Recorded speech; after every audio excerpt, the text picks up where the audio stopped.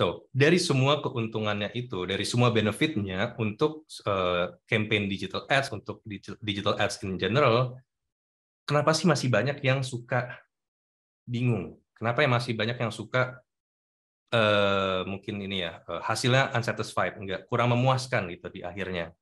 Dan itu orang-orang suka quick to judge, cepat banget ngejudge, oh ini iklannya jelek nih, tim digital marketingnya jelek nih, tim ads-nya jelek nih kayak gitu. Tapi that's not always the case. Okay? Karena kadang-kadang mereka itu mistakes-nya di hal-hal lain. Which next section-nya ini kita bahas tentang common mistakes-nya. Yang ini tentang nomor 1, no clear goals. Oke, ini udah jelas harus ada gini ya.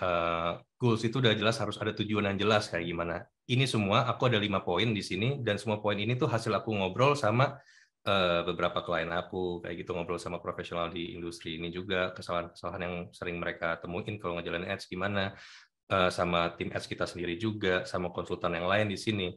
Dan itu jawabannya malahan bukan urusan yang dilakukan sama tim digital marketing ya, malahan lebih banyak ke tentang bisnisnya. They don't understand their business kayak gitu. Lebih ke surface levelnya gitu loh. Ibarat keran, kalau dari atas aja udah kotor, sampai bawah pasti kotor gitu kan ya. That's why atasnya dulu nih kita harus benerin, kita harus bikin bersih.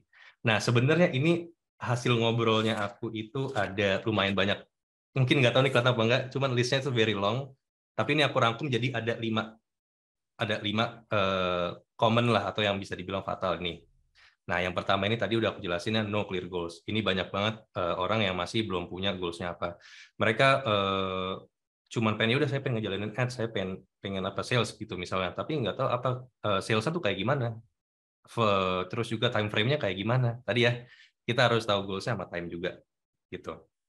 Nah, poin kedua di sini, no clear target audience. Dan ini udah jadi hal yang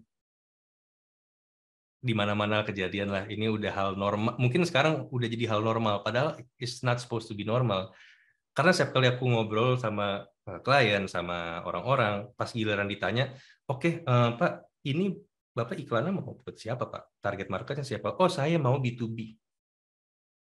Oke, B2B, tapi B2B-nya kayak gimana, Pak? Ya, yang penting bisnisnya B2B.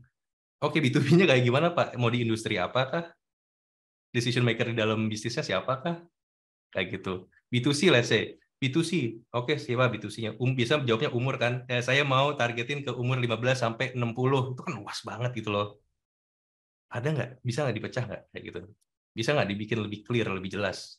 Kayak gitu. Terus juga mereka bilang, oh iya ada cewek umur 15 sampai 20 di sini gitu. Oke, getting closer, getting closer. Udah mulai bagus. So you need to have a clear target audience. Ini masih suka banget disalahin. Maksudnya suka banget agak di-neglect lah hal ini. Gitu. Mungkin di sini tadi pernah nggak sih ngobrol sama orang gitu ya, maksudnya sama klien, misalnya di sini ada yang digital marketing juga, marketer juga, pernah nggak sih ngobrol sama klien atau sama team member sendiri gitu, mereka nggak tahu target marketnya siapa gitu, kurang jelas gitu. Memang banyak ya orang yang masih belum tahu harusnya gimana kita kalau targeting kayak gitu. Ini mistake. Dan ini juga lumayan fatal nih. Kita mesti mikirin juga journey dari audience-nya kayak gimana. Soalnya kalau kita nggak mikirin journey dari audience-nya itu mau kayak gimana, itu ibaratnya gini, journey dari audience tuh kayak rantai. Rantai kan dari satu poin saling nyatu kayak gini kan ya, sampai bikin jadi journey-nya mereka yang panjang kayak gitu. Tapi bayangin kalau ada satu dari journey-nya mereka, ya itu yang kurang bagus. Apa ya yang kejadian? Rantainya putus. Kayak gitu. Orang tuh masih suka lupa kalau journey customer tuh nggak cuma dari langsung bisa langsung jualan lah kayak gitu. Kalian tuh bukan pesaing, kalian tuh udah banyak lah kayak itu, kalian mesti proper steps-nya lah kayak gitu. Journey-nya gimana sih kalau audience tuh biasanya kan ya dari awareness dulu, terus nanti mereka ada consideration, pada akhirnya mereka jadi customer loyal, bahkan bisa jadi kayak ambasadornya dibilang kayak gitu, championnya lah bisa dibilang, WOM-nya jadi jalan gitu kan. Cuman bayangin kalau kalian ngejalanin iklan dan kalian perusahaan baru, orang tuh belum tahu kalian, terus tiba-tiba kalian langsung iklan nawarin jualan, mau nggak kira-kira orang itu beli atau ngelakuin aksi yang diinginkan kayak gitu? Most likely jawabannya ya kalian tahu sendirilah. Tak kenal maka tak sayang kan, bisa dibilang kayak gitu. Kalian mesti pikirin journey-nya ini convenient nggak buat mereka kayak gitu. Banyak dari yang aku ngobrol itu, justru malahan salahnya bukan di tim digital marketing, bukan di tim ads kayak gitu.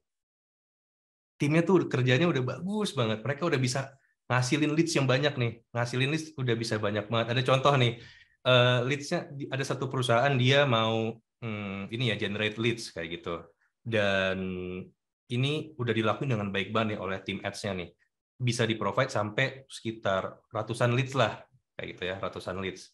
Tapi tim digital marketingnya itu setiap bulan nanya, ini gimana Pak? Ada yang udah tembus kah? Mungkin kita udah dapetin banyak leads loh, kayak gitu. Jawabannya apa? Nggak ada, junk leads.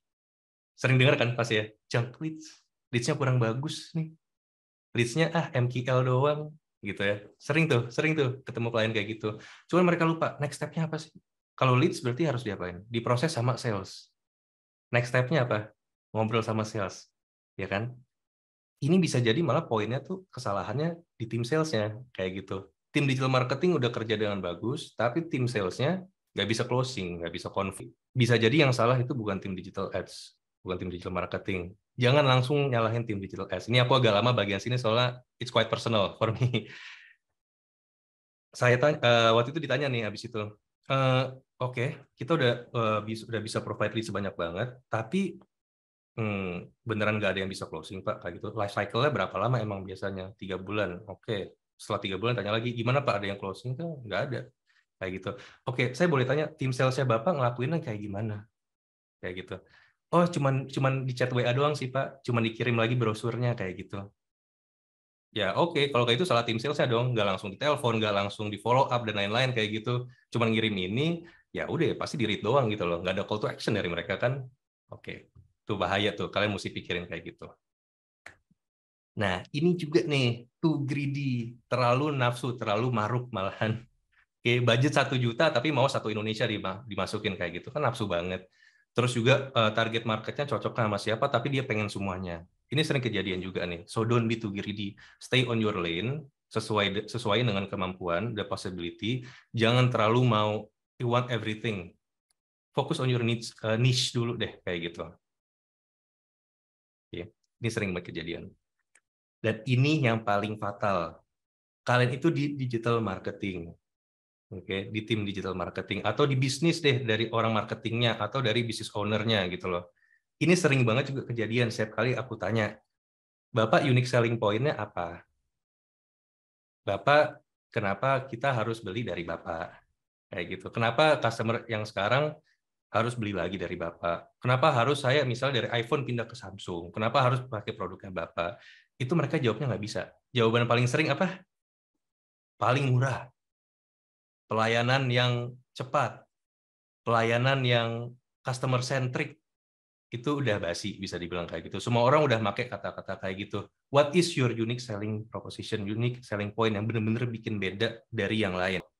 Kan harusnya apa? Harusnya apa? Itu harus di-black tuh satu-satu kayak gitu. Oke, itu harus kalian tahu, kalian harus gali. Nanti next time kalau ngobrol sama klien atau sama tim internal sendiri dan lain-lain, itu need to figure that out.